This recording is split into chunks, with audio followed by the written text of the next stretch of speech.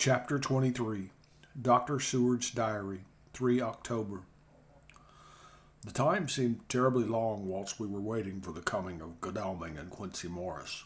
The professor tried to keep our minds active by using them all the time. I could see his beneficent purpose by the side glances which he threw from time to time at Harker. The poor fellow was overwhelmed in a misery that is appalling to see. Last night he was a frank, happy-looking man, with strong, youthful face, full of energy, and with dark brown hair. Today he is a drawn, haggard old man whose white hair matches well with the hollow, burning eyes and grief-stricken lines of his face. His energy is still intact. In fact, he is like a living flame. This may yet be his salvation. For if all go well, it will tide him over the despairing period. He will then, in a kind of way, wake again to the realities of life. Poor fellow, I thought my own trouble was bad enough, but his... The professor knows this well enough and is doing his best to keep his mind active. What he has been saying was, under the circumstances, of absorbing interest. So well as I can remember, here it is. I have studied over and over again, since they came into my hands, all the papers relating to this monster. And the more I have studied, the greater seems the necessity to utterly stamp him out. All through there are signs of his advance, not only of his power, but of his knowledge of it. As I learned from the researches of my friend Arminus of Budapest, he was in life a most wonderful man, soldier, statesman, and alchemist, which latter was the highest development of the science knowledge of his time. He had a mighty brain, a learning beyond compare, and a heart that knew no fear and no remorse. He dared even to attend the scholomance, and there was no branch of knowledge of his time that he did not essay. Well, in him the brain powers survived the physical death, though it would seem that memory was not all complete. In some faculties of mind he has been, and is, only a child. But he is growing, and some things that were childish at the first are now of man's stature. He is experimenting, and doing it well, and if it had not been that we have crossed his path, he would be yet, he may yet, if we fail, the father of furtherer of a new order of beings. The father or furtherer of a new order of beings, whose road must lead through death, not life. Harker groaned and said, "And this is all arrayed against my darling? But how is he experimenting? The knowledge may help us to defeat him." He has all along since his coming been trying his power, slowly but surely. That big child brain of his is working. Well for us it is as yet a child brain, for had he dared at the first to attempt certain things, he would long ago have been beyond our power. However, he means to succeed, and a man who has centuries before him can afford to wait and to go slow. Festina lente may well be his motto. "I fail to understand," said Harker wearily. "Oh, do be more plain to me. Perhaps grief and trouble are dulling my brain." The professor laid his hand tenderly on his shoulder as he spoke. "Ah, my child, I will be plain. Do you not see how, of late, this monster has been creeping into knowledge experimentally? How he has been making use of zoophagous patient to effect his entry into Friend John's home? For your vampire, though in all afterwards he can come when and how he will, must at first make entry only when asked thereto by an inmate. But these are not his most important experiments. Do we not see how at the first all these so great boxes were moved by others? He knew not then but that must be so. But all the time that so great child brain of his was growing, and he began to consider whether he might not himself move the box. So he began to help, and then, when he found that this be all right, he tried to move them all alone. And so he progressed, and he scattered these graves of him, and none but he know where they are hidden. He may intend to bury them deep in the ground, so that only he use them in the night, or at such time as he can change his form. They do him equal well, and none may know these are his hiding place. But my child, do not despair. This knowledge came to him just too late. Already all of his lairs but one be sterilized as for him. And before the sunset this shall be so. Then he have no place where he can move and hide. I delayed this morning that so he might be sure. Is there not more at stake for us than for him? Then why not be more careful than him? By my clock it is 1 hour, and already, if all be well, friend Arthur and Quincy are on their way to us. Today is our day, and we must go sure, if slow, and lose no chance. See? There are 5 of us when those absent ones return. Whilst we were speaking, we were startled by a knock at the hall door. The double postman's knock of the telegraph boy. We all moved out to the hall with one impulse, and Van Helsing, holding up his hand to us to keep silence, stepped to the door and opened it.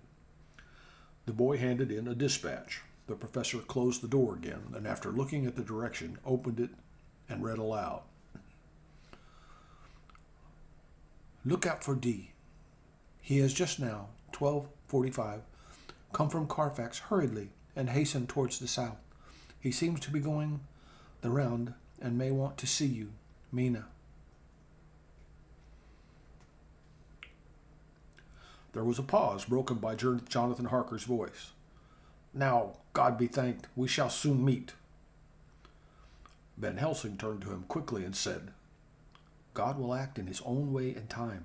Do not fear, and do not rejoice as yet, for what we wish for at the moment may be our own undoing. I care for nothing now.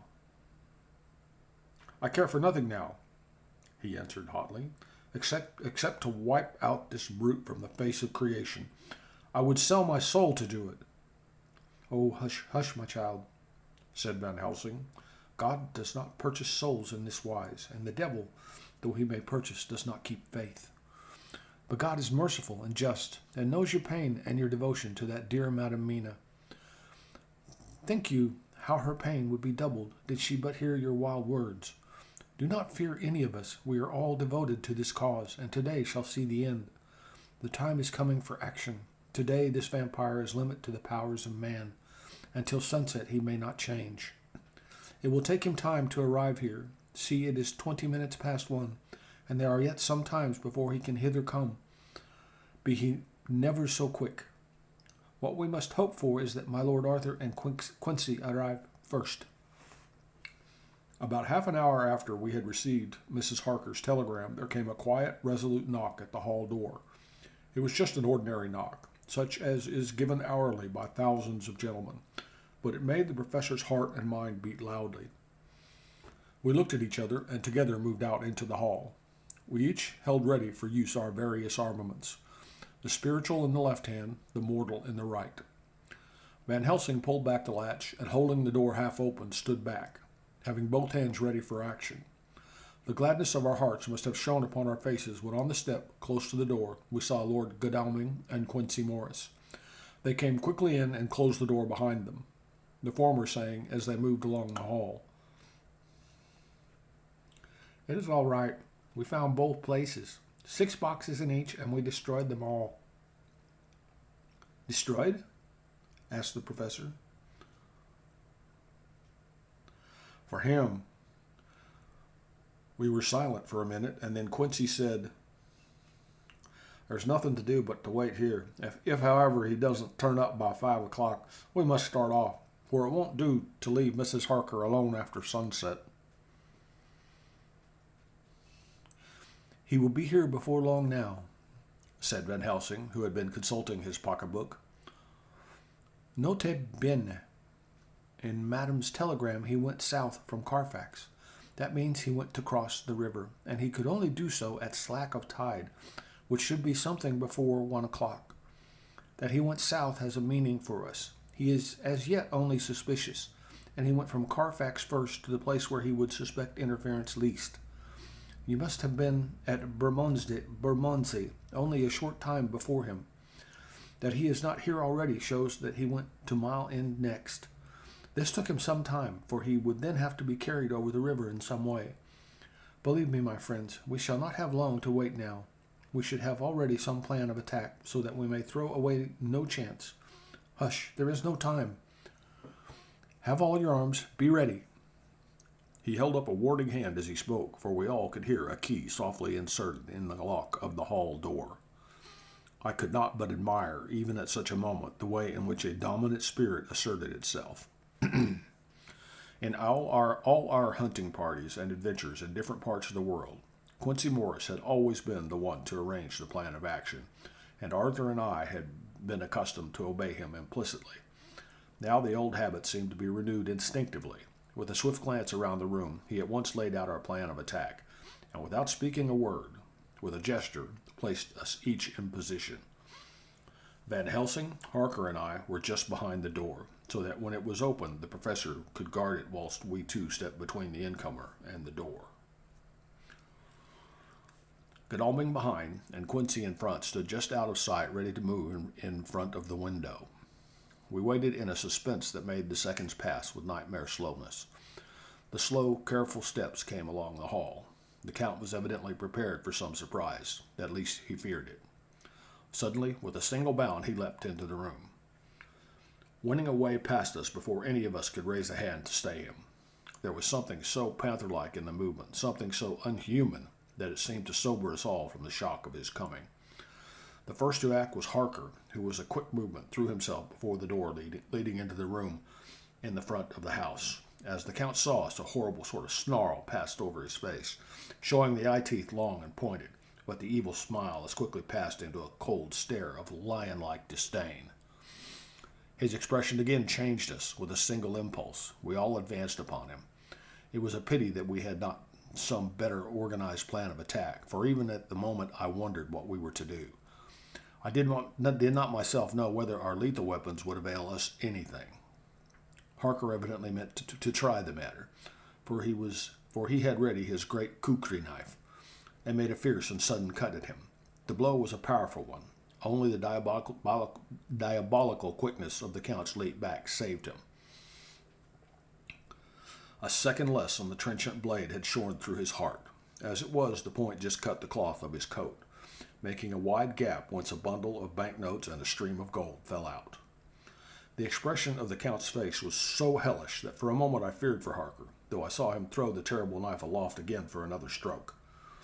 Instinctively I moved with a protective impulse, holding the crucifix and wafer in my left hand.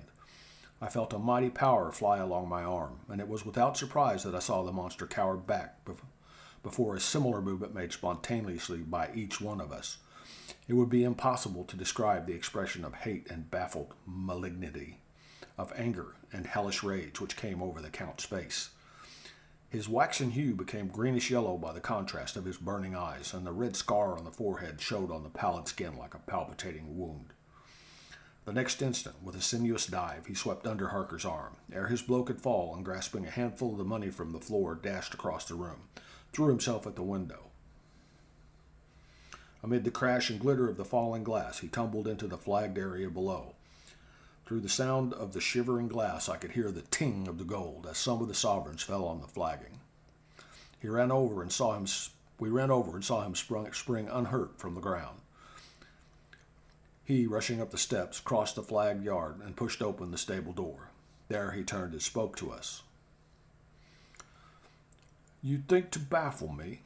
You, with your pale faces all in a row, like sheep in a butcher's? You shall be sorry yet, each one of you. You think you have left me without a place to rest, but I have more. My revenge has just begun. I spread it over centuries, and time is on my side. Your girls that you all love are mine already, and through them you and others shall yet be mine, my creatures, to do my bidding and to be my jackals when I want to feed. Bah!" With a contemptuous snare, he passed quickly through the door, and we heard the rusty bolt creak as he fastened it behind him. A door beyond opened and shut. The first of us to speak was the professor. Realizing the difficulty of following him through the stable, we moved toward the hall. "We have learnt something. Much. Notwithstanding his brave words, he fears us. He fears time. He fears want. For if not, why he hurry so? His very voice betray him, or my ears deceive. Why take that money? You follow quick. You are hunters of the wild beast, and understand it so. For me, I make sure that nothing here may be of use to him, if so that he returns. As he spoke, he put the money remaining in his pocket, took the title deeds and the bundle as Harker had left them, and swept the remaining things into the open fireplace, where he set fire to them with a match. Godalming and Morris had rushed out into the yard, and Harker had lowered himself from the window to follow the Count. He had, however, bolted the stable door, and by the time they had forced it open there was no sign of him. Van Helsing and I tried to make inquiry at the back of the house, but the mews was deserted and no one had seen him depart. It was now late in the afternoon, and sunset was not far off. We had to recognize that our game was up. With heavy hearts, we agreed with the professor when he said, "Let us go back to Madam Mina. Poor dear Madam Mina. All we can do just now is done, and we can there at least protect her. But we need not despair. There is but one more earth box, and we must try to find it. When that is done, all may yet be well." I could not see that he spoke as bravely as he could to comfort Harker. I could see that he spoke as bravely as he could to comfort Harker. The poor fellow was quite broken down. Now and again he gave a low moan which he could not suppress. He was thinking of his wife. With sad hearts we came back to my house, where we found Mrs. Harker waiting us, with an appearance of cheerfulness which did honor her bravery and unselfishness. When we saw her face, our own became as pale. When she saw our faces, her own became as pale as death. For a second or two her eyes were closed, as if she were in secret prayer. And then she said cheerfully, "I can never thank you enough. Thank you all enough. Oh, my poor darling." As she spoke, she took her husband's gray hand in her hands and kissed it. "Lay your poor head here and rest it. All will yet be well, dear. God will protect us, if he so will it in his good intent." The poor fellow groaned. There was no place for words in his sublime misery. We had a sort of perfunctory supper together, and I think it cheered us all up somewhat. It was perhaps the mere animal heat of food to hungry people, for none of us had eaten anything since breakfast, or the sense of companionship may have helped us. But anyhow, we were all less miserable, and saw the morrow as not altogether without hope. True to our promise, we told Mrs. Harker everything which had passed, and although she grew snowy white at times when danger had seemed to threaten her husband, and red at others when his devotion to her was manifested, she listened bravely and with calmness.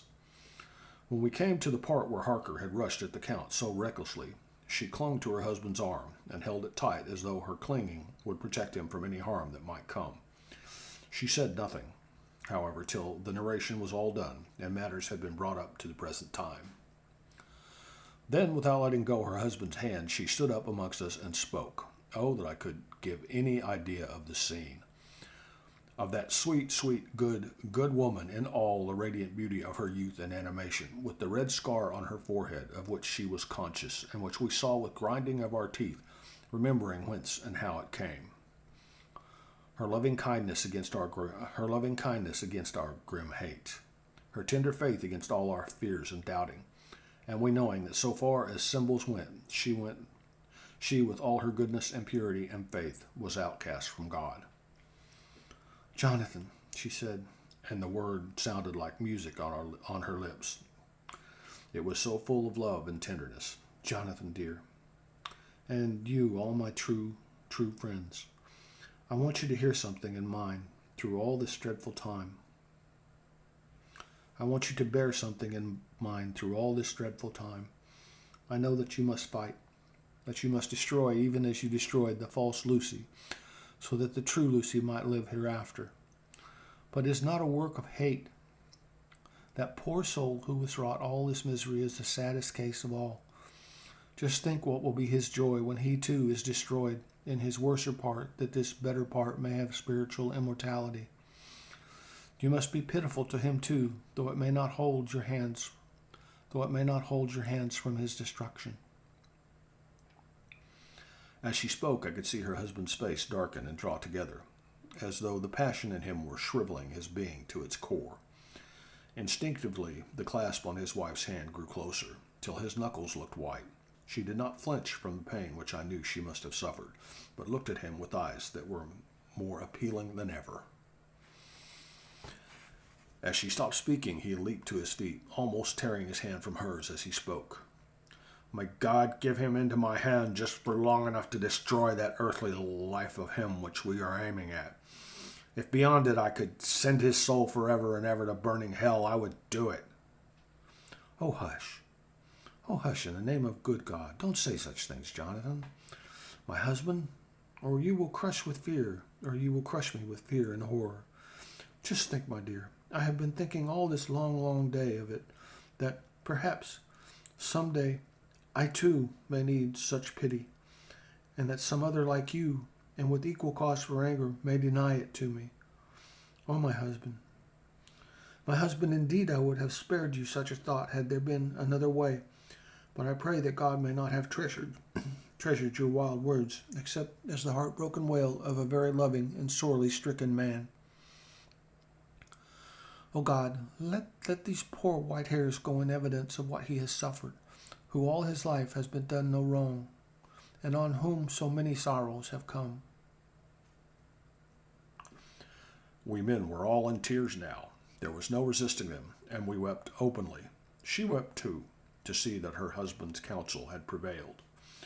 Her husband flung himself on his knees beside her, and putting his arms around her, hid his face in the folds of her dress. Van Helsing beckoned to us, and we stole out of the room, leaving the two loving hearts alone with their God.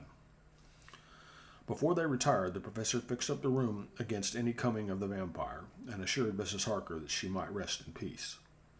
She tried to school herself to the belief, and manifestly for her husband's sake, tried to seem content. It was a brave struggle, and was, I think and believe, not without its reward. Van Helsing had placed at hand a bell which either of them was to sound in case of an emergency. When they had retired, Quincy, Godalming, and I arranged that we should sit up, dividing the night between us, and watch over the safety of the poor stricken lady. The first watch falls to Quincy, so the rest of us shall be off to bed as soon as we can. Godalming had already turned in, for his is the second watch. Now that my work is done, I too shall go to bed. Jonathan Harker's Journal.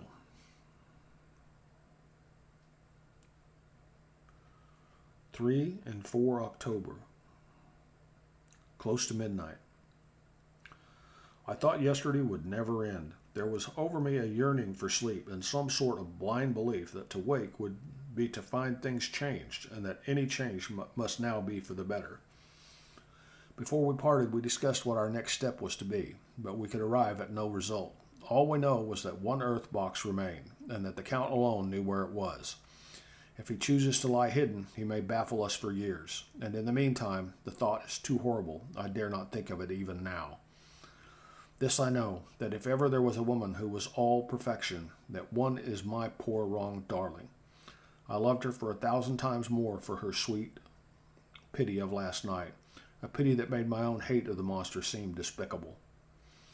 Surely God will not permit the world to be the poorer by the loss of such a creature. This is hope to me. We are all drifting reefwards now, and faith is our only anchor. Thank God, Mina is sleeping, and sleeping without dreams. I fear what her dreams might be like, with such a terrible memories to ground them. She has not been so calm within my seeing since the sunset. Then for a while there came over her face a repose which was like spring after the blasts of March. I thought at the time that it was the softness of the red sunset on her face, but somehow now I think it has a deeper meaning. I am not sleepy, myself, though I am weary to death. However, I must try to sleep, for there is tomorrow to think of, and there is no rest for me until. Later. I must have fallen asleep, for I was awakened by Mina, who was sitting up in bed with a startled look on her face. I could see easily, for we did not leave the room in darkness. She had placed a warning hand over my mouth, and now she whispered in my ear, "Hush, there is someone in the corridor." I got up softly and crossed the room, gently opening the door. Just outside, stretched on a mattress, lay Mr. Morris, wide awake. He raised a warning hand for silence as he whispered to me, "Hush, go back to bed. It is all right. one of us will be here all night. We don't mean to take any chances." His look and gesture forbade discussion, so I came back and told Mina. She sighed, and positively a shadow of a smile stole over her poor pale face as she put her arms round me and said softly, "Oh, thank God for good brave men." With a sigh, she sank back again to sleep. I write this now as I am not sleepy, though I must try again. 4 October, morning. Once again during the night I was wakened by Mina. This time we had all had a good sleep, for the gray of the coming dawn was making the windows into sharp oblongs, and the gas flame was like a speck rather than a disk of light. She said to me hurriedly, "Go, call the professor." "Go, call the professor. I want to see him at once." "Why?" I asked. "I have an idea. I suppose it must have come in the night and matured without my knowing it.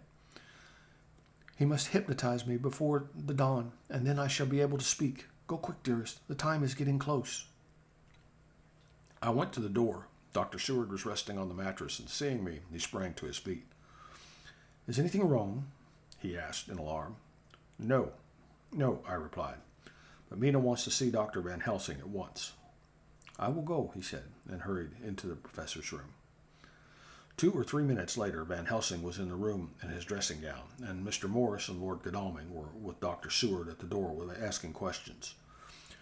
When the professor saw Mina, a positive smile, ousted the anxiety of his face. He rubbed his hands and he said, "Oh my, dear Madam Mina, this is indeed a change. See? Friend Jonathan, we have got our dear Madam Mina as of old back to us today." Then turning to her, he said cheerfully, "And what am I to do for you? For at this hour you do not want me for nothing." "I want you to hypnotize me," she said. "Do it before the dawn, for I feel that then I can speak, and speak freely. Be quick, for the time is short." Without a word, he motioned her to sit up in bed. Looking fixedly at her, he commenced to make passes in front of her, from over the top of her head downward. With each hand in turn, Mina gazed at him fixedly for a few minutes, during which my own heart beat like a trip-hammer, for I felt that some crisis was at hand.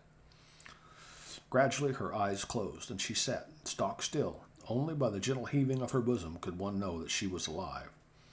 The professor made a few more passes and then stopped, and I could see that his forehead was covered with great beads of perspiration. Mina opened her eyes, but she did not seem the same woman.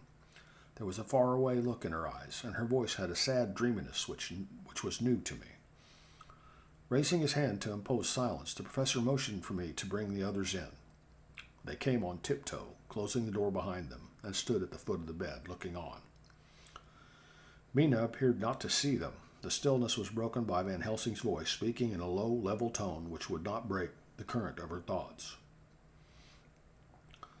"Where are you?" The answer came in a neutral way. I do not know. Sleep has no place it can call its own." For several minutes there was silence. Mina sat rigid, and the professor stood staring at her fixedly. The rest of us hardly dared to breathe. The room was growing lighter.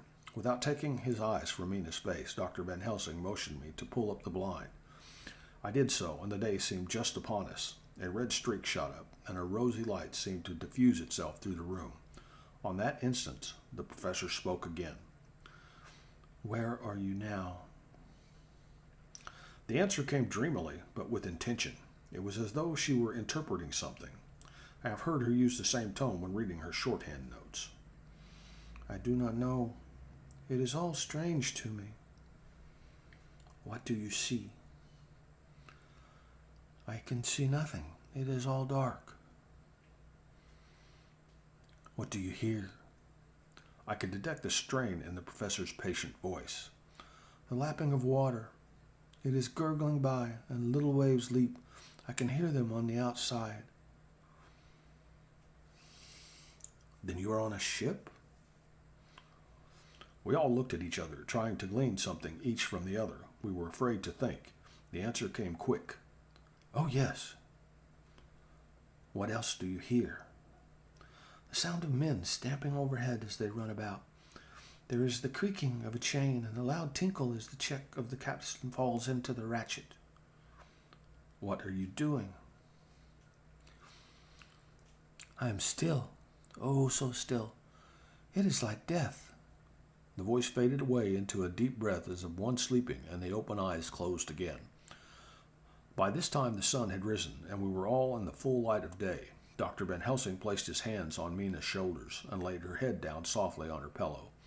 She lay like a sleeping child for a few moments, and then, with a long sigh, awoke and stared in wonder to see us all around her. Have I been talking in my sleep? Was all she said. She seemed, however, to know the situation without telling, though she was eager to know what she had told. The professor repeated the conversation, and she said, Then there is not a moment to lose. It may not be yet too late. Mr. Morris and Lord Godalming started for the door, but the professor's calm called them back. Stay, my friends.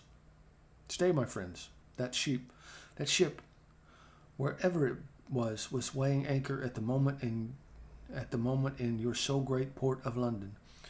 Which of them is that you seek? God be thanked that we have once again a clue, though whither it may lead us, we know not. We have been blind somewhat.